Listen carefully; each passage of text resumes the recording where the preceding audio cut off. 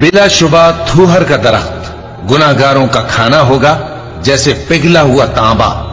वो थूहर पेटों में इस तरह खौलेगा जिस तरह गर्म पानी खौलता है।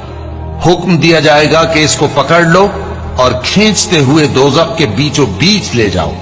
फिर उसके सर पर खौलता हुआ पानी उंडेल दो कि अजाब पर अजाब हो। अब मजा चख, तू बड़ी इज्जत वाला और सरदार था। ये वही दोज़ख है जिस पर तुम लोग शक किया करते थे।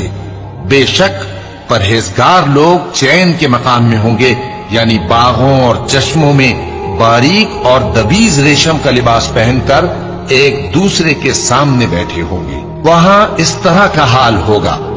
और हम बड़ी बड़ी आंखों वाली हूरों को उनकी बीवियां बना देंगे।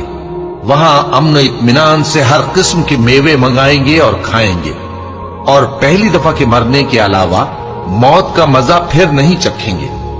और अल्लाह उनको दोज़ख के अजाब से बचा लेगा।